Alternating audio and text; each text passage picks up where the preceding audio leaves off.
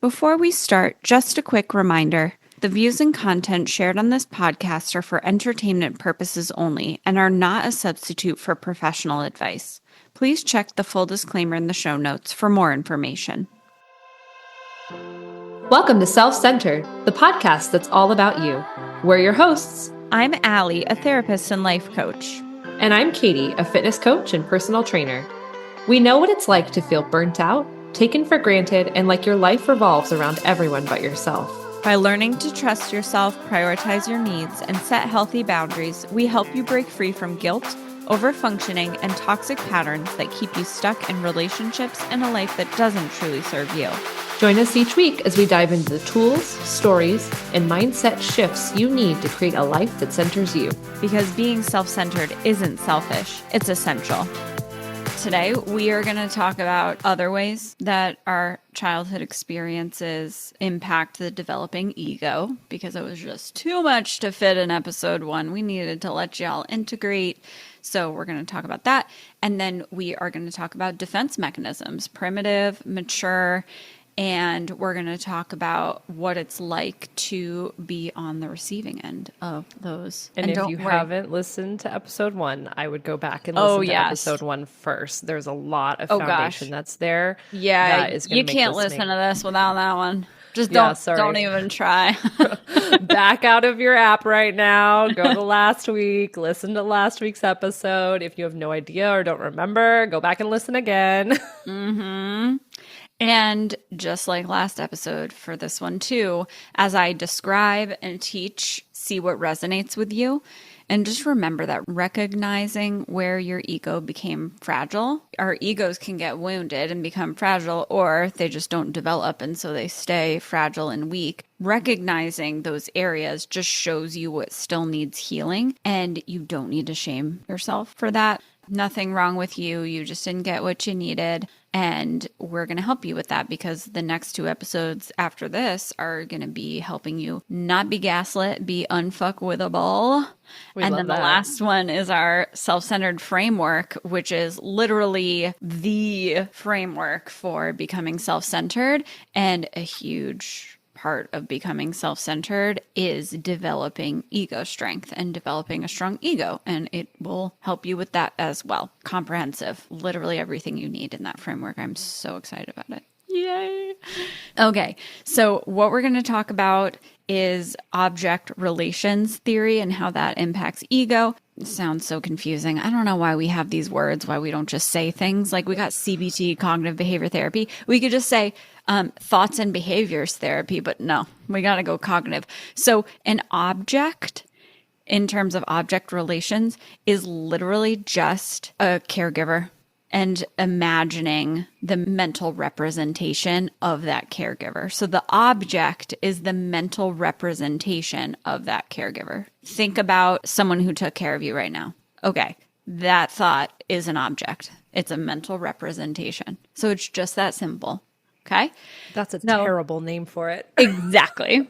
Our caregivers growing up become our internal representation of ourselves and others. So our parents, or our caregivers, if they weren't our parents, they teach us about ourselves and about other people, but also, more specifically in terms of object relations theory, we see ourselves as them and we see other people as them. So when a child's true self is supported and nurtured, remember going back to that environment that creates the strong ego, the child internalizes a loving and reliable caregiving image. Okay, so what they're internalizing is, a sweet, nurturing parent. The child's ego links itself to this image and associates itself with that image. There's no words when a baby's a baby, right? So that kind of like, imagine a picture of a caregiver, of a parent, of a grandparent, or maybe a close family friend was a caregiver. So you're imagining that. That's the representation. That's the image. And as a kid, you get superimposed onto that image and experience yourself that way. And what can happen is that you learn to self-soothe initially because you experience the internal caregiver taking care of you. So once you have experiences over and over again of a parent soothing you, you're crying, it's soothing with the voice and talking to you lovingly, you start to remember that over and over again. And that becomes your way of self-soothing. And then that starts to be your thoughts. So you start to experience that as your own voice. Does that make more sense? Okay. So you're mimicking, basically. Yes. And identifying with that mimicking.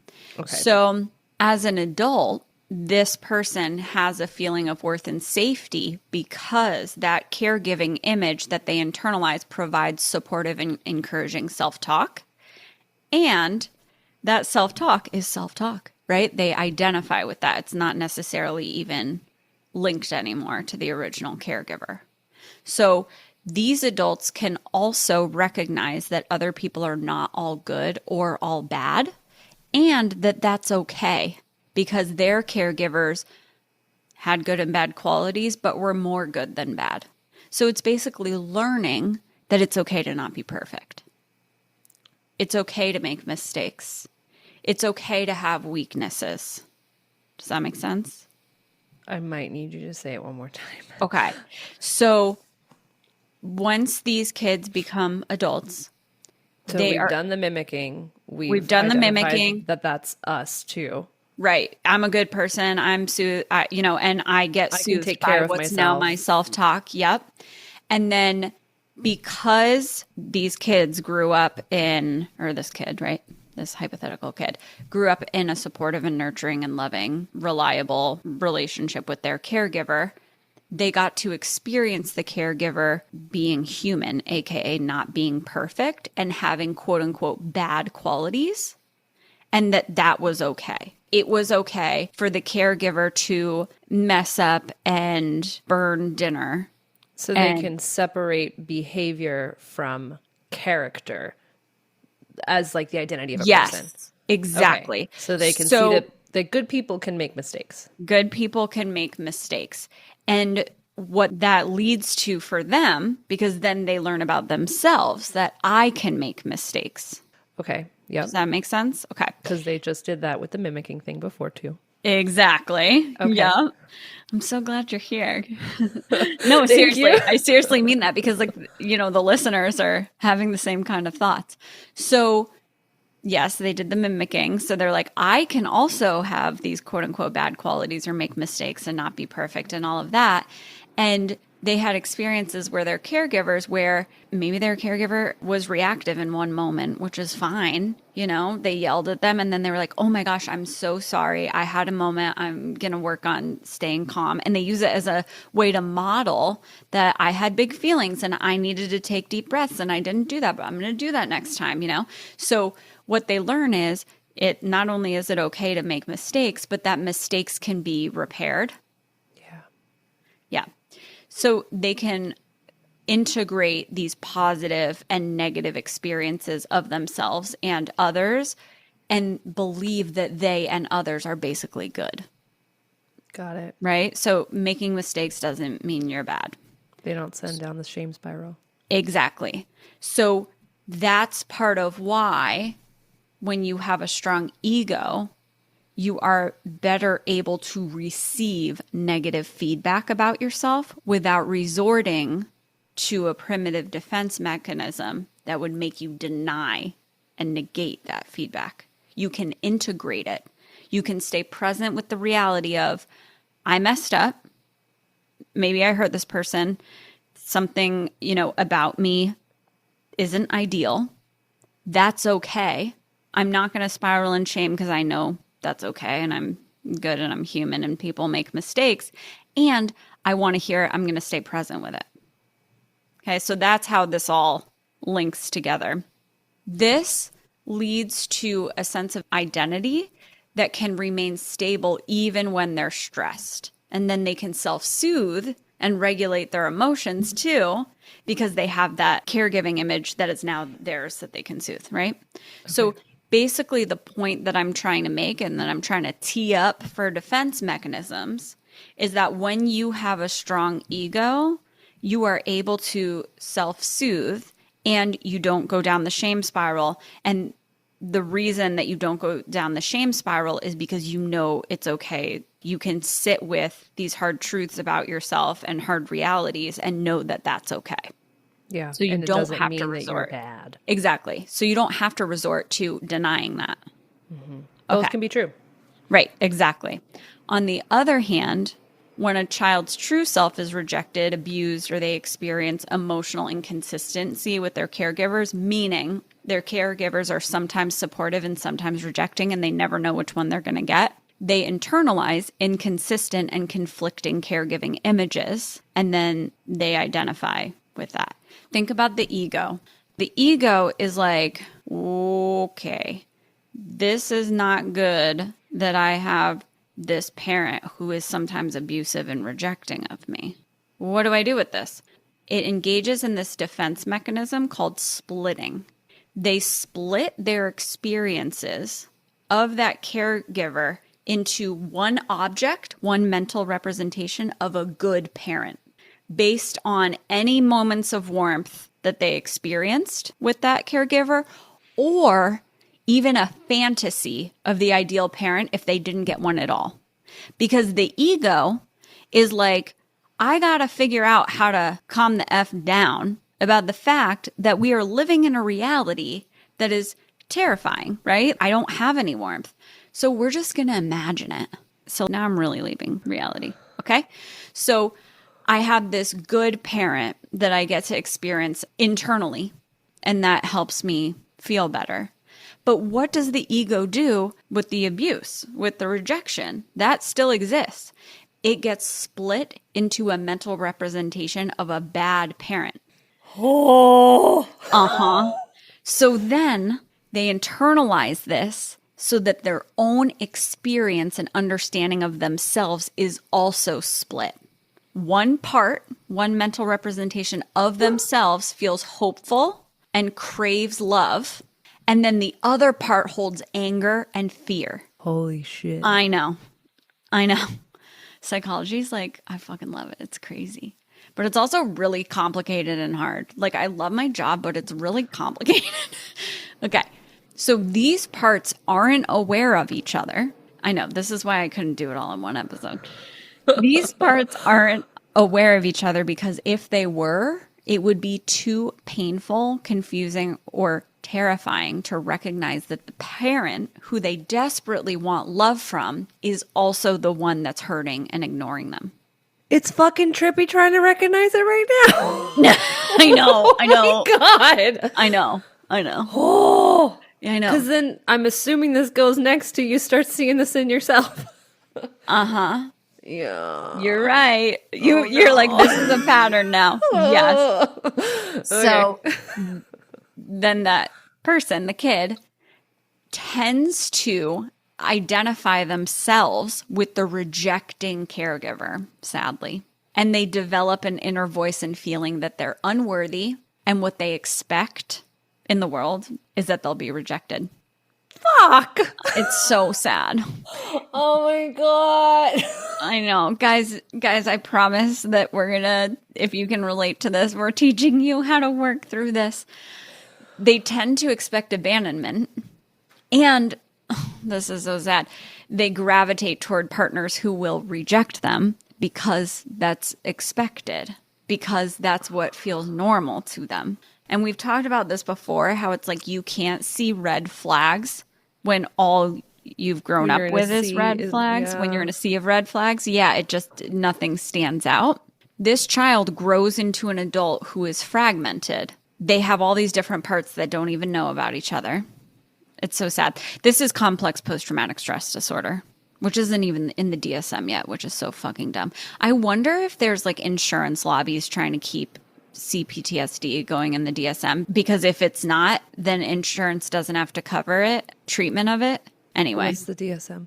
Diagnostic and Statistical Manual of Mental Disorders. It's the manual that anyone who diagnoses has to use, and you have to have a diagnosis for insurance to. And this isn't in it? So I'm so glad you feel this way. I feel like you're drinking my Kool-Aid. I mean, obviously I don't think it's Kool-Aid. I think it's just water and you're just like in reality, but I feel the same way. And there is a psychodynamic manual, which is all about what we're talking about here and but we don't have diagnoses like this. Yeah. There's a lot that's wrong with the DSM. Maybe we'll do a whole episode on that and I'll just unleash because it's really messed up. But CPTSD is complex post-traumatic stress disorder, which is like, all right, I'm going to explain this. This is a little side. PTSD, we all like have a sense of what PTSD is, right? Post-traumatic stress disorder. So PTSD can only be diagnosed if the source of the trauma was a threat to your own life or someone else's life, or someone died, or you almost died, or there was sexual trauma. So it has to be something really fucking severe. If you have all of the other symptoms of PTSD other than the event, right? So if you have other symptoms of PTSD, like you get triggered, you have intrusive thoughts, you have flashback, you get overwhelmed when you have triggers and flashbacks and all of this. If you have all those other things, but your event isn't one of those severe ones, you cannot be diagnosed with PTSD. CPTSD is basically like, well, the event could have been you grew up in a home and with caregivers that like didn't give you what you need. Compounding experiences. Exactly, which is why it's complex, is that it's these experiences that are quote unquote small because you didn't almost die. It's messed up. Which is even like kind of arguably can be worse. No, CPTSD, in my opinion, is worse because it impacts your entire understanding of yourself, others in the world, and it creates your operating system for how you live life. So it impacts you're fucking everything. Confused all the time. Yes. Because it's too small to give any validity to. Oh my God. Yes. Whereas like PTSD, let's say that you got in a car accident and almost died. Obviously that's terrifying, but you have your sense of self intact. You have your sense of the world other than the trigger of getting in a car or something, right? So you avoid that specific thing, but your world is healthy and normal with the exception of now car related things. But like PTSD is like everything. Yeah, we'll do an episode on it. It makes me really mad. Oh my God. Yeah. But the International Classification of Diseases, which I don't even know what that is, if that's like a medical thing or something, because we don't use it to diagnose, but it's a bunch of diagnoses. CPTSD is in that one. So okay. So that's good. It's somewhere. Countries. Yeah. Oh my gosh. Okay. So yeah, what I'm describing is basically CPTSD. So this child, right, the one that we're talking about, there's all these fucking objects, it's split up. Their identity is fragmented, right? So they struggle to integrate these good and bad parts of themselves and others, so they aren't able to hold both in awareness simultaneously. So you know how I was talking about a strong ego can receive negative feedback because it's like, oh, well, you know, you can be a good person and make mistakes. When your internal experience of yourself and others is like you literally can't understand or experience that person can have quote unquote good and bad qualities and you can't have good and bad qualities, it's either or. If someone says, hey, I love you, I'm not judging you, what you said hurt me, and I just want to talk through it, that person's going to resort to defense mechanisms because that's too much. They can't hold the good parts of themselves. They go right into bad object and, oh yeah, of course you're rejecting me. That's what everyone does. And the person who gave the feedback is like, that's not what I'm saying. That's not what I'm saying. And you're trying to justify, argue, defend, explain, right? Yeah, I know. I'm so glad we're doing this.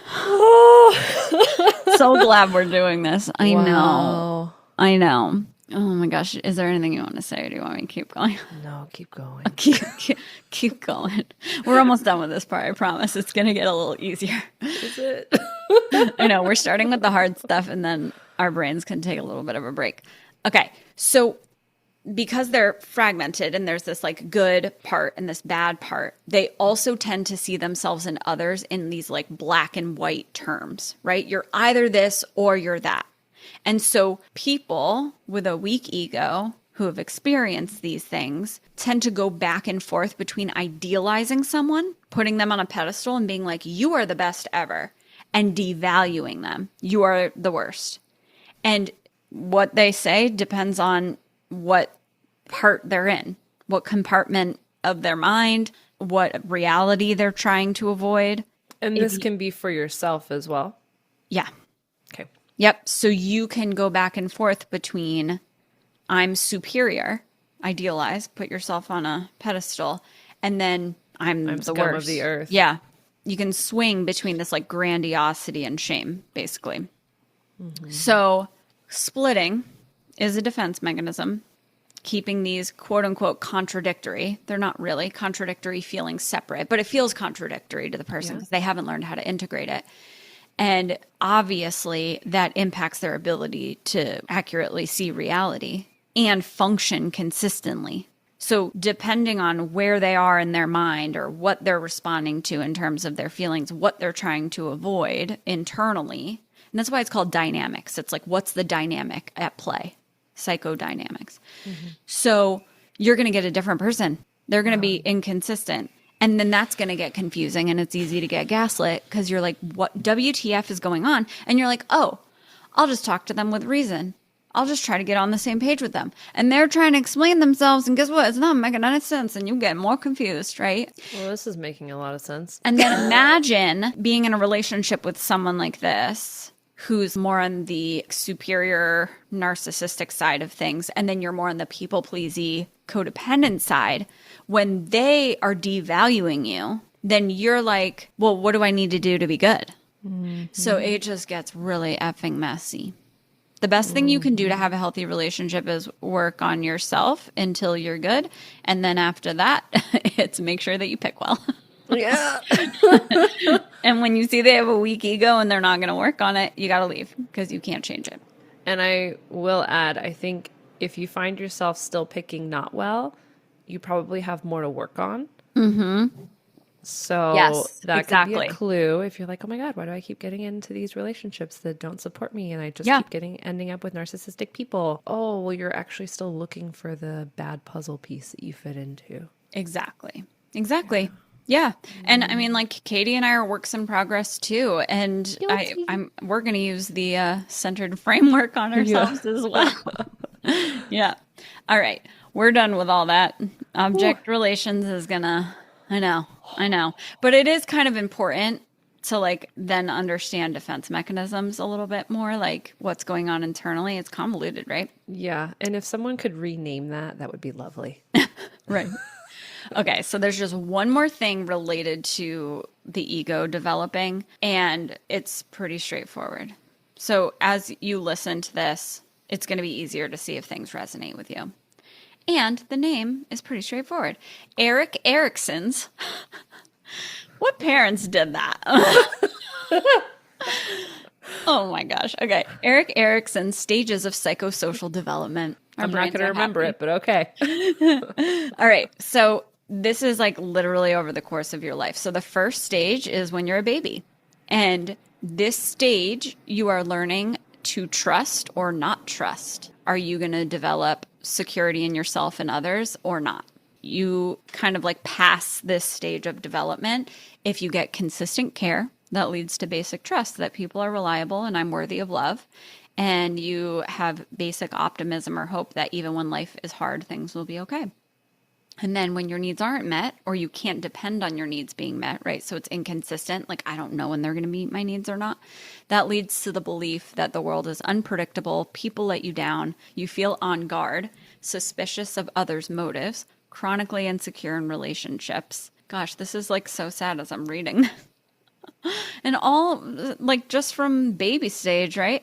Chronically insecure in relationships, anxious, fearful, socially avoidant, lonely, have difficulty forming healthy relationships, and you have difficulty discerning who to trust, which can lead to be overly trusting of the wrong person, right? So this stage is about, are you developing the ability to trust accurately or not?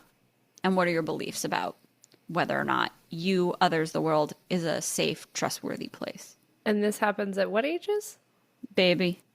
Baby. Before you're a toddler. So I think that would be Before like, you can really speak. yeah. Damn. Yeah. Because it's about like needs being met or not, basically. Yeah. Like reliability. Actions speak louder than words, friends. Seriously. Katie is so cute. I kind of wish we had a video for that. The second stage. I mean, we do have a video, but That's true. Yeah, you're just not going to see it. we can use it as a social clip or something. That's cute. The second stage is when you're a toddler, and here you are figuring out if you have autonomy or if you're going to doubt yourself. So if you're allowed to explore and assert some will, like, I want to do this, within safe limits, of course, right? Like, I want to jump off a bridge. No. But if I want to explore and go on the swing or something like that. Try new foods. Try new foods. Yep.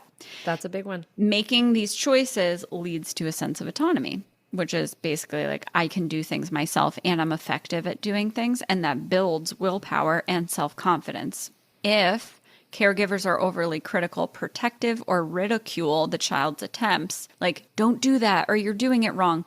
Or parents who are really well-intentioned, but they're scared that their kid's going to get hurt. And literally, they're always just like, no, don't do that.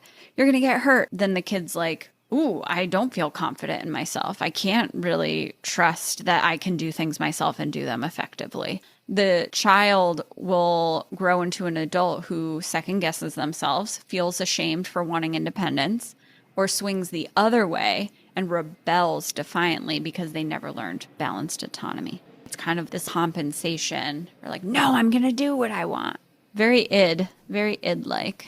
The id coming out and being like, no, fuck you, I won't do what you tell me. Okay. Third stage, preschool age. So before 5, like 4 or 5. So this is initiative or guilt. So when children are encouraged to initiate activities, like creating things, using their imaginations, leading play, this fosters a sense of initiative and purpose in them, and they learn that it's good to have their own ideas. But if these initiatives that they take are squashed and they hear, stop that, you're making a mess, or that's a silly idea, then the child will develop excessive guilt, and their desires will develop excessive guilt and also not really trust that they should go after their desires or their goals, and they'll believe what I want is wrong. And as an adult, this can show up as difficulty taking initiative or chronic guilt, chronic anxiety when they do try to assert themselves. I'm really feeling like every person that wants to be a parent needs to listen to these episodes. I just feel like, I mean, obviously I'm biased, but I feel like all this stuff should be No, I feel like everyone needs integrated. to listen, but I'm just like, wow, Yeah. I did not, I just never would have thought about all of that. I know. Yeah, I wouldn't either if I hadn't learned it. Yeah. Because you're just thinking like, especially best you if can. you're really well-intentioned. Yeah. And you're just like, I just need to keep you safe. And I don't want things to be messy. So don't do that. Yeah. You know? Yeah, 100%. Yeah. The fourth stage, which is around school age, before adolescence. So this is like, I don't know, like 6 years old, maybe like 6 to 12 years old. This is industry or inferiority. So praising a child's efforts and helping them with challenges creates a sense of competence or industry where they believe that they can learn and accomplish things.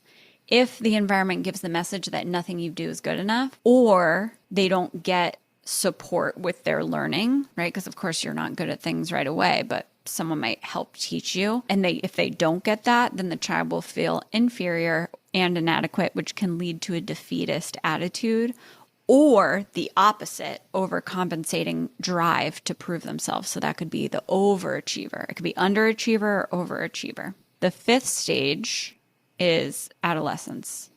And this is the last one. So this is identity, if you're successful with this stage, or role confusion, if you're not. If the previous stages provided a solid foundation, so the previous stages are trust, which creates good discernment that I and others are reliable and things will be okay. Autonomy, so you learn I'm effective, I have willpower, I have confidence. You take initiative because you believe it's good to have my own ideas and take initiative. You have a sense of competence. I can learn and accomplish things. Then the adolescent in this 5th stage can explore different roles and then eventually commit to an identity that feels true. Think about teenagers, think about adolescents. They're trying all these different things and you hear people saying, oh, it's just a phase, Yeah. And sometimes it is a phase, but it's an important phase. Just because it's a phase doesn't mean it's not important.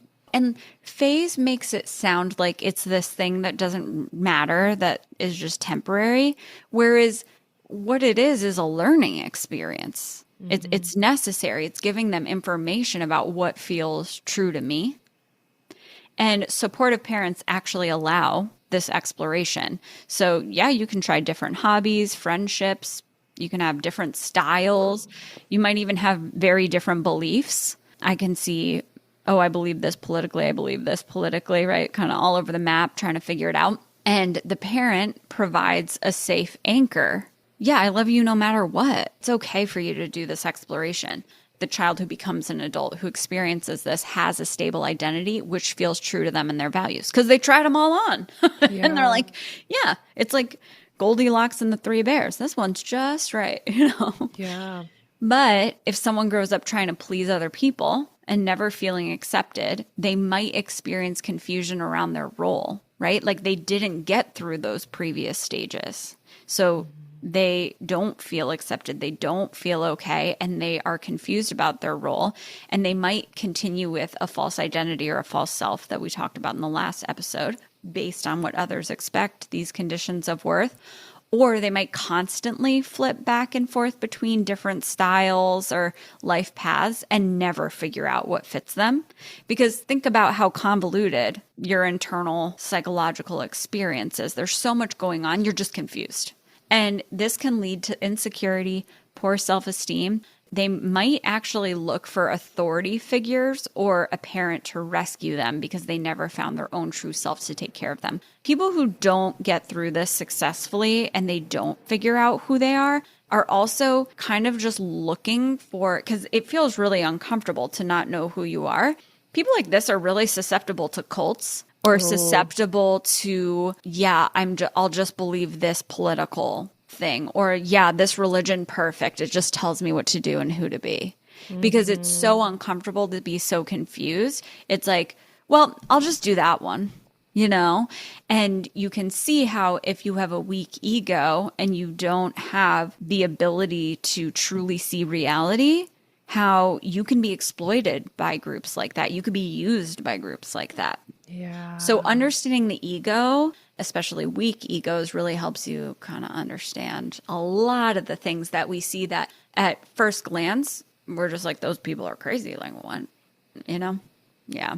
All right, here we are going to get to how, when you have a weak ego, you are so focused on everything else and trying to be okay that you don't develop executive functioning skills. So we're going to get to mentalizing, which Katie is excited about because she wanted me to talk more about it last episode. But are we going to, or can we, if we're not going to, define executive functioning? Yeah. So executive functioning is kind of like, I think of it as the processes in our brain, like the way the brain communicates with different parts of the brain, that helps keep us organized, helps initiate action, like taking action. So as someone with ADHD, someone who struggles with executive functioning, probably because I had a weak effing ego because of, I have to write a lot of lists. I really love having schedules and routines, just anything to keep me organized and focused. But that's kind of the outside, right? Like make sure that my to-do list is all organized, but it's also the mental organization of even keeping things straight with thought processes. Yeah. So like staying on track, motivation, taking initiative, follow through. Yeah. Yep. when the ego grows up in an environment where the ego has to be on alert and is too busy defending against stress to focus on playing, imagining, and solving problems, it misses out on those things, play, imagining, and solving problems that develop cognitive functions, such as concentration, planning, mentalization, and other executive functions. When you have a weak ego, you struggle to mentalize under stress or shame, especially. So to mentalize, what does that mean? It's understanding your own and others' behavior as rooted in internal mental states like thoughts, feelings, beliefs, intentions, and desires. So it's literally being able to think, oh, what might that person be thinking or feeling? Even if it's different from you. I had XYZ experiences in my life.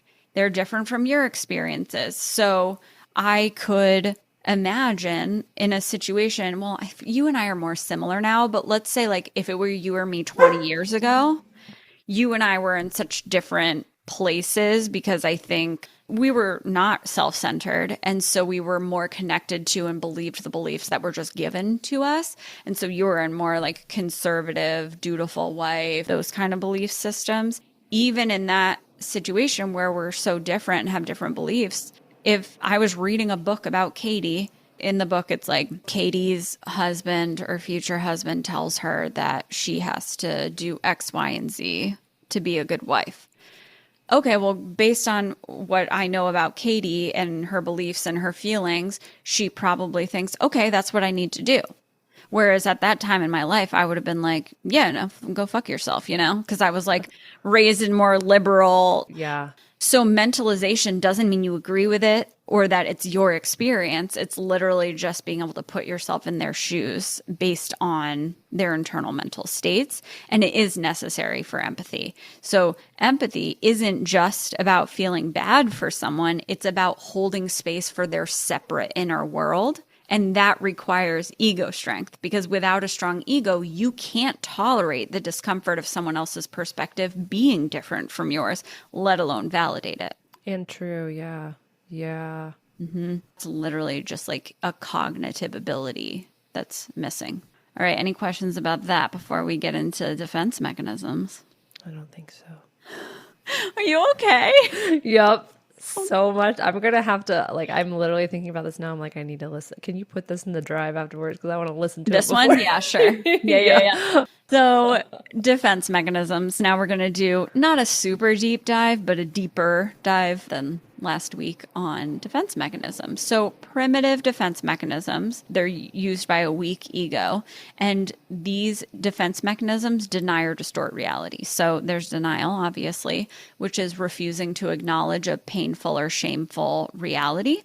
And denial is basically like, that never happened. Or denying feelings in yourself, that doesn't exist. There's projection, which is when you attribute the unacceptable, well, they're unacceptable to you. So you attribute feelings or behaviors in yourself that you think are unacceptable, you attribute them to other people. And that happens a lot if you think about the good object, bad object, that it's like, okay, well, I want to see myself as the good object. And so this has to go somewhere. So that person will be the bad object. And so, yeah, that's the example of you're so selfish or you're bad at communication. Sorry, I can't stop with that one. You didn't communicate. You didn't communicate. Like, oh my gosh. Okay.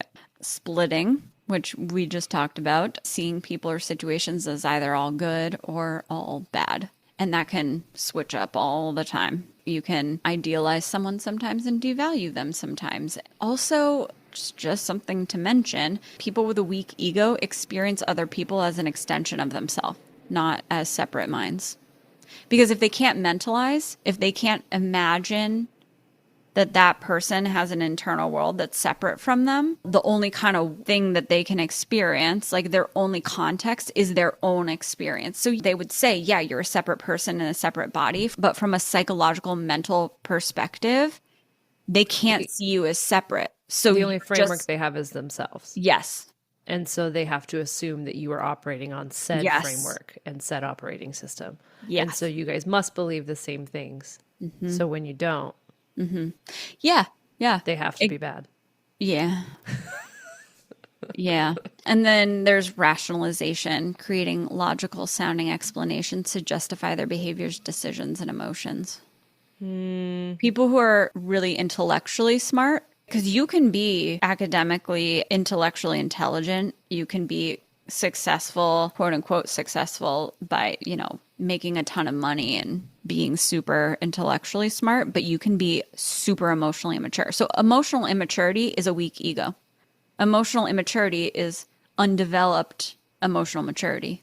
And we've said this already, that people with a weak ego have trouble holding multiple conflicting perspectives. So I'm good and flawed. Can't hold that. I'm good or flawed, right? Which is kind of like that splitting. There's an example that I think of. I was talking to someone once and we were having a very vulnerable conversation because I had observed patterns in them that indicated that they struggled making decisions and struggled with taking initiative during times of high stress. And I communicated to them, I was like, hey, I've noticed in these particular areas that you struggle to take initiative and you actually like freeze and you shut down. And this person was like, oh, I don't see myself that way. I do a great job at work. And they could only see themselves in how they operated at work. And they believe that to be true about all of their interactions. Yeah.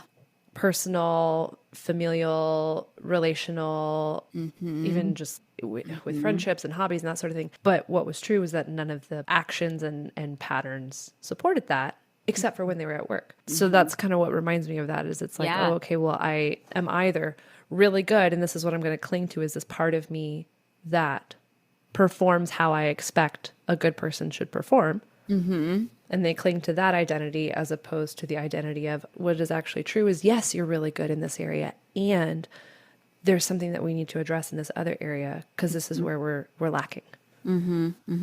Yeah. And unconsciously, so they're not consciously aware of this, they know that defense mechanisms exist because on some, like the person is receiving reality at some level, but it's just that they have to really quickly shut it down.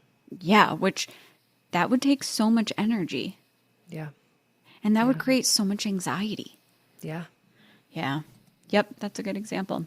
So mature defense mechanisms are used by a strong ego, and emotional maturity also connected or related here. So mature defense mechanisms acknowledge and accept reality, and they redirect uncomfortable emotions and thoughts into constructive channels.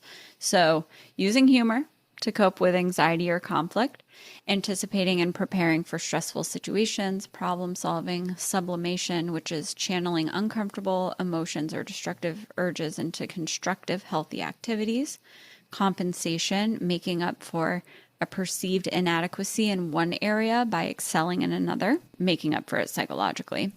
Intellectualization, using logic and abstract thought to avoid or reduce unpleasant emotions instead of direct. Oh, are these good things or bad things? I'm sorry, I got lost here. So these are mature defense mechanisms. What I would say is that we still don't want to overuse any defense mechanisms. So, for example, with intellectualization and with compensation. So with compensation of making up for a perceived inadequacy in one area by excelling in another, great. But if we overuse that and overdo that, then you can be driven to overachieve in this other area and you don't feel satisfied ever, right? So we don't want to overuse them. When it's healthy, when compensation is used, it's like, yeah, I'm not good at this, but it feels really good for me to experience myself doing something I am good at. And so I deliberately do this thing that I'm good at. But overusing it would look like I have to be the best at this other thing to make up for this deep shame that I have about my perceived inadequacy in one area. So that would be overusing it. Does that make sense? Okay. Yeah. Do you have a question? What was the one before that? Can you list them again? I'm sorry. Okay, sublimation. Sublimation. Can you say that one again? Channeling uncomfortable emotions or destructive urges into constructive, healthy activities. Can you give an example? Was that the fitness one? That was the fitness one. Okay. Yeah. Let me think if there's other ones. So actually, I have a good example. So I have the uncomfortable emotion, I guess you could call it. I feel like it's just a general state of, because I had a front row seat to weak egos and I see so much of it, so much of humanity is struggling in this place. And when I talk about how I want humanity to evolve, what I mean is I want to help them develop their ego and become self-centered. And that's uncomfortable for me. So I channel that discomfort into doing the podcast. I channel that discomfort into being a therapist, which is healthy unless I overuse it. Because if I overuse it, then it's like, I have to save everyone. Yeah, you're not holding boundaries for yourself. Yes, exactly. Okay. Yep. And the last one is intellectualization, which is using logic and abstract thought to avoid or reduce unpleasant emotions.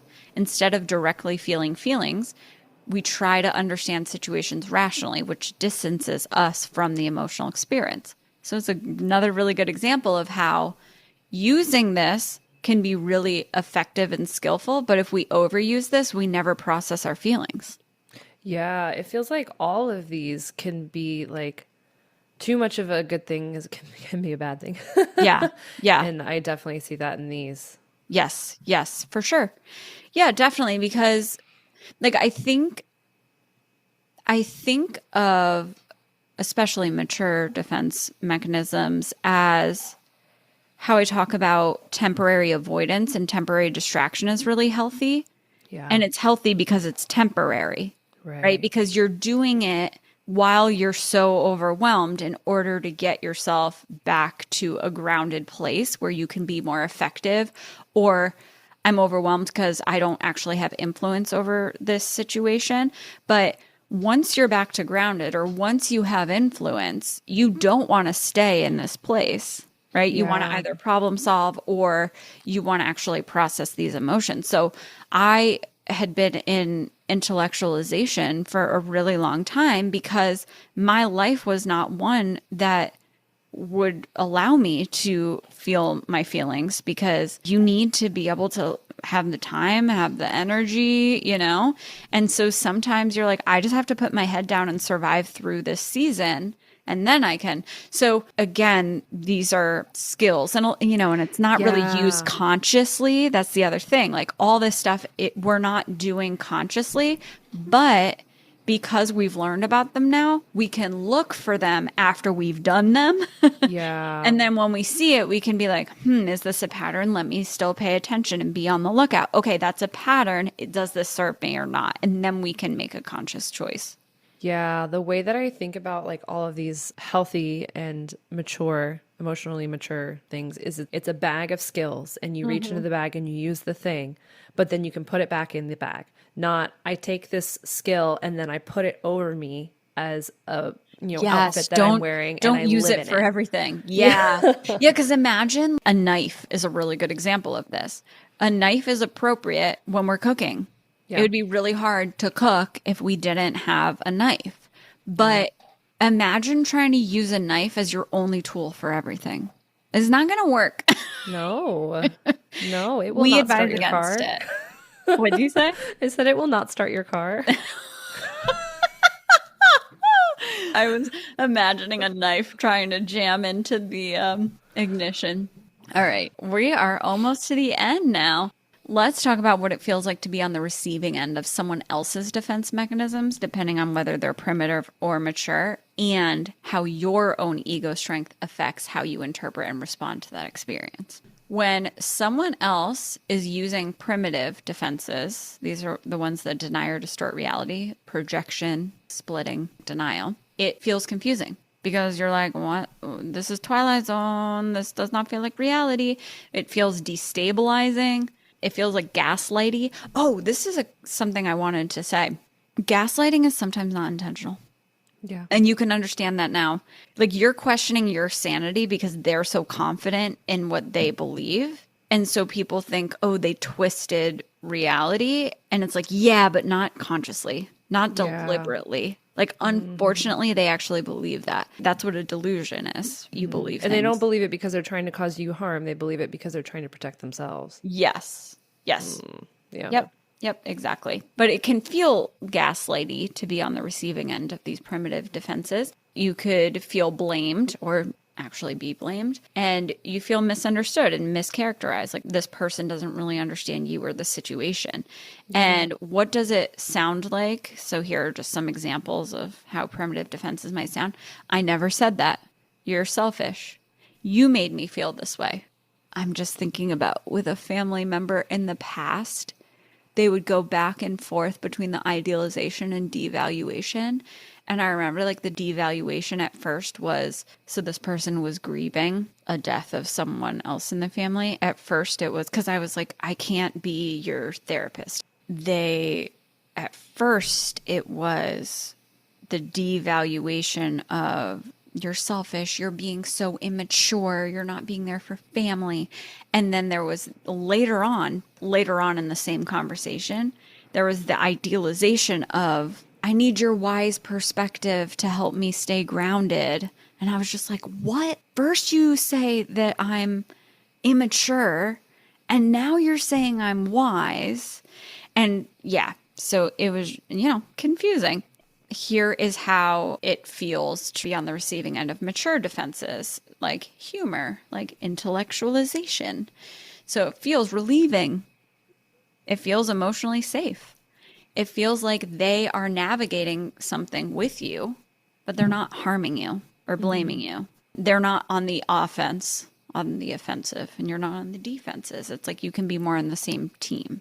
Yeah. And the mature defenses, when not overused, it helps to reduce the anxiety for everyone.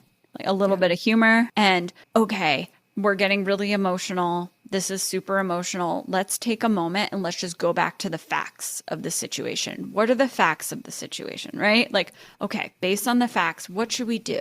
Like, this is our goal, right? That's intellectualization. And mature defense mechanisms can sound like, I'm holding a lot, but I'm trying to deal with it in a healthy way. It's literally just acknowledging, or a well-timed joke, or a moment of reflection. Yeah. Hearing all of this, I just want to point out that I think it's very true that people do both. Yeah. You mean both primitive and mature? Yeah. For sure. So this is also on a spectrum. Yeah. People who mostly use mature defense mechanisms are considered, this is according to psychodynamic theory, considered neurotic. Wait, people who mostly use mature defense. considered neurotic? Yeah. Yeah, I guess it's just weird to me because I think of neurotic as negative. Is there a clinical definition of neurotic? Yeah. Hold on. Where's so mine? I can get a better definition in my brain. Psychoanalytic diagnosis. Oh my God, I love it. Allie just pulled a book out from from a shelf somewhere. It was like, here, hold on, let me look it up. Neurotic is defined as a high level of capacity to function despite emotional suffering. People whose personalities would be described by many contemporary analysts as organized at an essentially neurotic level rely primarily on the mature or second-order defenses. While they also use primitive defenses, they are not nearly so prominent in their overall functioning and are evident mostly in times of unusual stress. While the presence of primitive defenses does not rule out the diagnosis of neurotic level of character structure, the absence of mature defense does. So if you don't ever use mature defense mechanisms, then you can't be neurotic. You would be borderline, which is not borderline personality disorder because that's DSM language. Let me see if I can find the borderline. Oh, it explains psychotic and then it goes into borderline. So neurotic is on one side of the spectrum. On the other side is psychotic. And to understand the subjective, so this is about psychotic, which is the other side of the spectrum. To understand the subjective world of psychotic level clients, one must first appreciate the defenses they tend to use. Withdrawal, denial, omnipotent control, believing that you're in control of everything. Primitive idealization and devaluation. Primitive forms of projection and introjection. Splitting, extreme dissociation, acting out, and somaticization. These processes are pre-verbal and pre-rational, and they protect one against a level of nameless dread, so overwhelming that even the frightening distortions that the defenses themselves may create are a lesser evil than that state of terror.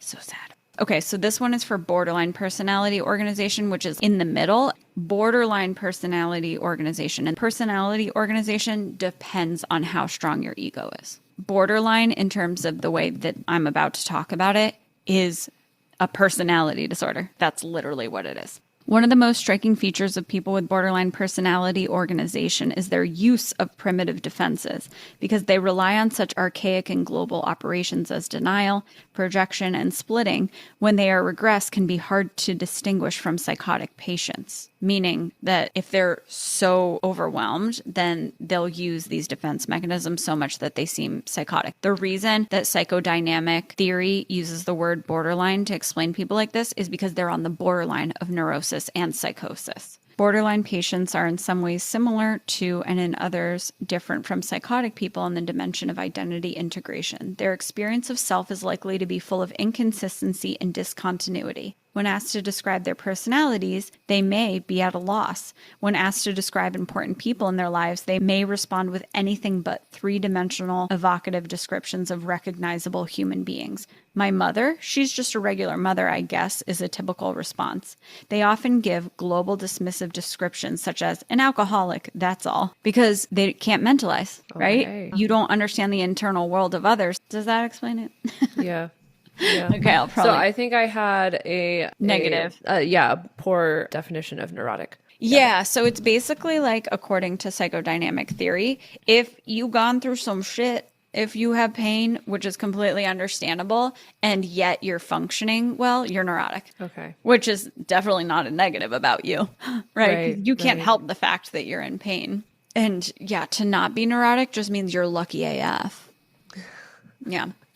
Okay, so now let's talk about how your own ego strength affects how you interpret and respond to others' defense mechanism. For primitive defenses, they deny or distort reality. If you have a weak ego and you're receiving that, you internalize their projection. So what does that mean? They say you're selfish and you think I'm selfish. They say you did something wrong and you think I did something wrong. You immediately accept it as truth. Yes. You feel destabilized. You people please. You jade. Explain yourself, right? Justify, argue, defend, explain, or you spiral into shame. Well, we can relate to that in our past. If you have not a strong ego, but somewhat strong ego, right? You're kind of in the middle, and you receive primitive defenses, you will notice that something's off, but you second guess yourself or try to fix it. Mm-hmm. If you think back to your own ego development, you might actually see the improvements in that, which is good. If you have a strong ego responding to primitive defenses, you recognize the defense, you don't take it personally, you recognize that there's nothing that you can do about it to get through to them, you hold your boundaries, and you refuse to take the bait of getting into an argument or interaction. And then how do you respond to mature defenses? If you have a weak ego, you might idealize them. You might put them on a pedestal and be like, oh my gosh, they're so mature. They're so much better than me. I wish I was like that, but I'm not as good as them. That's a weak ego. If you're in the middle, you've done a little strengthening, but you're not fully strong, you appreciate other people's mature defenses and you maybe feel encouraged. You try to model your own behaviors after them. So this is kind of the performative. I think you were talking about this maybe in the first episode. You don't have the ego strength to actually understand how to you haven't fully developed mature defenses. But when you see other people using them, you're like, ooh, that seems good. This feels good. Let me try to do that. And that's a good way to start learning them. And then if you have a strong ego and someone comes to you with mature defenses, you feel connected to them. You feel emotionally safe and you feel grateful that you're both regulated and you can have this conversation. I mean, this is the dream. This is what we want. This is what we're looking for. That'll be my dating profile next. Looking for a strong ego with mature defenses. All right. Listen back to this. Reflect. What are the areas where you don't feel as strong Where do you want to improve? Give yourself some love. And then remember that there's 2 more episodes in the series. So next week, we're going to teach you how to protect yourself from gaslighting so that you're unfuckwithable. And then the week after, we are going to unveil the centered framework for developing these weak areas of your ego so you can achieve ego strength and you can fully connect to your authentic self and you can live a life that keeps you in your center or keeps you in your seat, depending on how you want to say it. So it's the whole enchilada. I love it. Oh, so good. Yeah. All right, y'all. Stay self-centered or keep learning how to be. That one. Thanks for joining us today. We hope you've enjoyed this episode. Follow us on Instagram at selfcentered.pod or connect with us at selfcenteredthepod@gmail.com. Stay self-centered, and we'll see you next week. Bye. Peace.